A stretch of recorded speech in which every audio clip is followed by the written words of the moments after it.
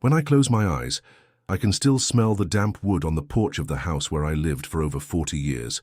The same house I built with my own hands, alongside the man I swore to love until the end of my days. That porch was my refuge on so many sleepless dawns when life felt too big for me. And I needed to sit there, listening to the wind converse with the trees, trying to decipher what the future still held for me. Maybe you're watching me now from some distant corner of the world, and I ask you, tell me where you are, tell me if you've ever felt the same tightness in your chest that brought me here, to this point where my own family cast me out of my home. Yes, you heard right. Those who were supposed to be my safe harbor, my children, my grandchildren, looked me in the eyes and told me I was no longer useful, that my place was no longer there. And I, an elderly widow, found myself pushed out of the home I helped build, as if I had suddenly become invisible to them, as if my memories, my stories, and my love no longer held any value. I still remember the sound of the door slamming behind me. It was as if the entire weight of the world fell on my shoulders, and I no longer knew how to carry it all. I remember every detail of that day. The sun was setting slowly, painting the sky orange and red, almost as if the sky itself were ablaze, reflecting the fire I felt inside me. I clutched my rosary between trembling fingers, its beads worn by time and my prayers. Standing there on the sidewalk of the street where I'd lived my whole life, I felt like a stranger in my own story. Their silence was crueler than any words. Their silence told me I no longer had a place in their hearts. I sat on a low wall and stared at the closed gate. On the other side, my entire life was stored. The photos on the shelf, the smell of fresh coffee in the morning, the sound of the TV playing the soap opera, the laughter that echoed during Sunday family lunches. But now, all of that was a memory that hurt like an open wound. I felt the cold wind on my face, as if it were the icy hand of loneliness touching me, reminding me that I was alone. It was there in that moment that I remembered what I had done years before when life still smiled at me, and I still believed nothing would ever tear us apart. It was there that I remembered the money. Yes, my dear, I saved a fortune, $2 million.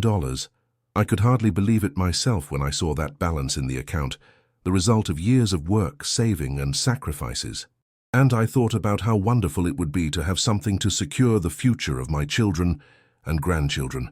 But now, looking at the closed gate, I realized their future didn't include me. The story of that money begins long before that day. I recall when, as a young widow, I decided to give up many comforts to save every penny I could. My husband passed suddenly, leaving an emptiness and a nearly empty bank account. I remember how hard it was to pay the bills, buy food, and still smile so as not to scare my young children. So, every little coin I managed to save was a small triumph against despair. I felt so proud every time I went to the bank and saw that balance growing. It wasn't much at first, but month after month, year after year, it turned into something bigger than myself. I told myself it was my security, my dignity, my legacy.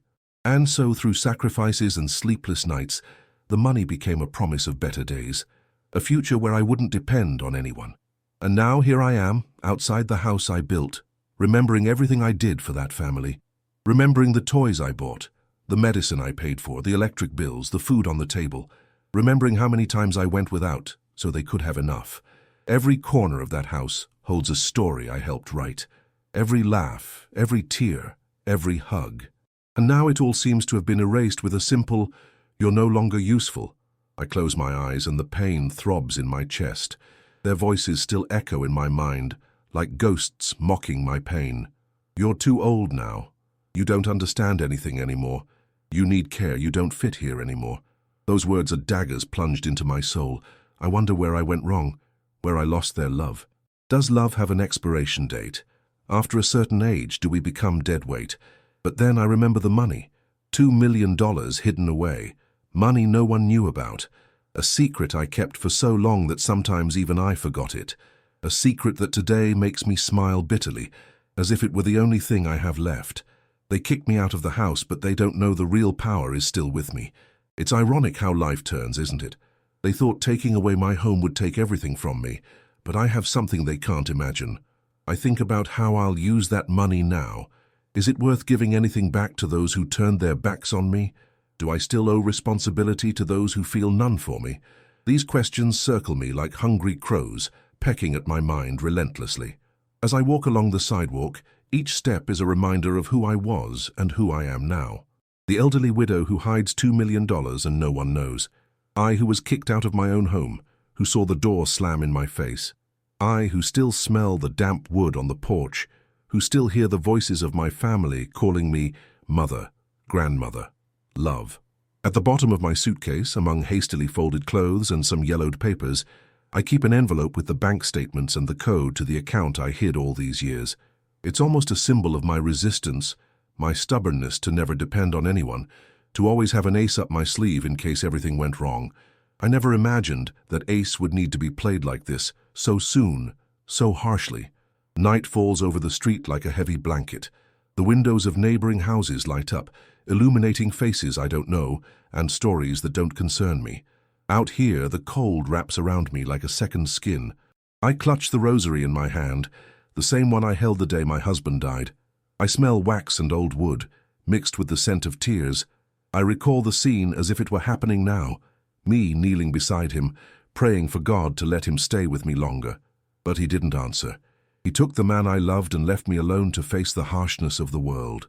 The years that followed were like a river that never stops flowing.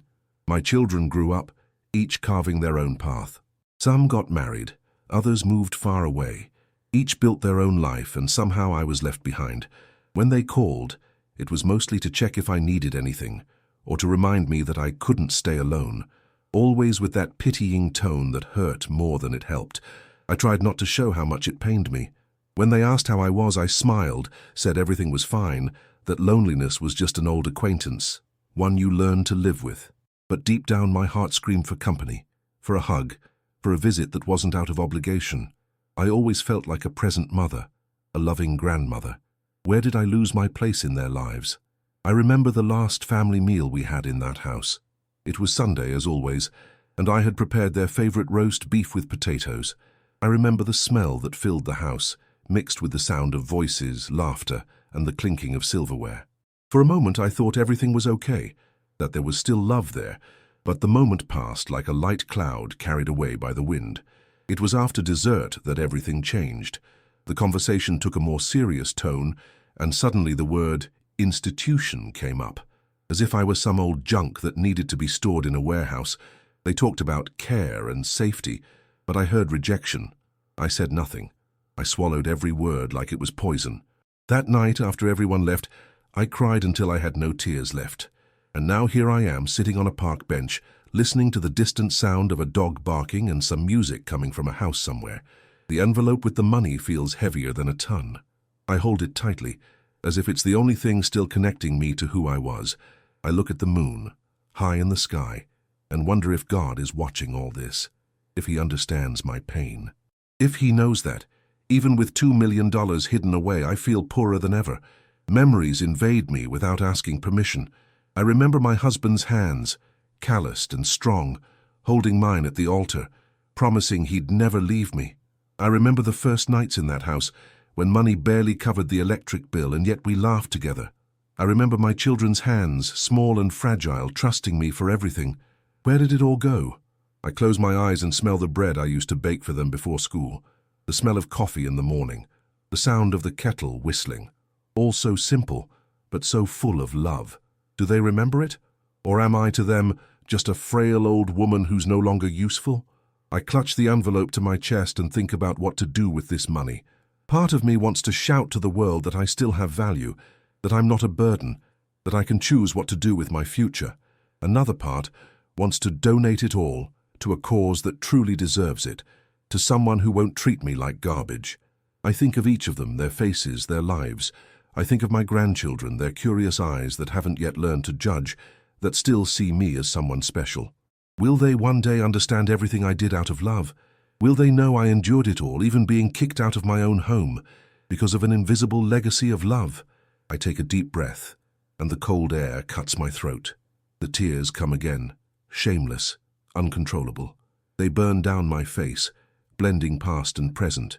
I remember every corner of that house, the garden I planted, the flowers I watered, the swing I built for them to play on. That was my life. That was me. But now I'm just the elderly widow hiding $2 million. I think about how easy it would be to let it all go, to donate, to disappear. But something inside me still burns, a spark of dignity that refuses to die. I won't let their ingratitude define who I am. I won't let loneliness kill me from within. I'm stronger than that, and that's why I'm here telling my story. Because someone needs to hear it.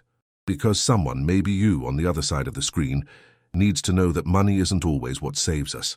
Sometimes money is just the mirror reflecting the loneliness we already carry. I clutch the envelope one more time and, for the first time in a long while, feel I have power. Not because of the money, but because my story still belongs to me. And no one, not even my family, can take that from me. And so I end this account, sitting on this cold park bench, holding the envelope that carries not just money but all my fears, pains, and hopes.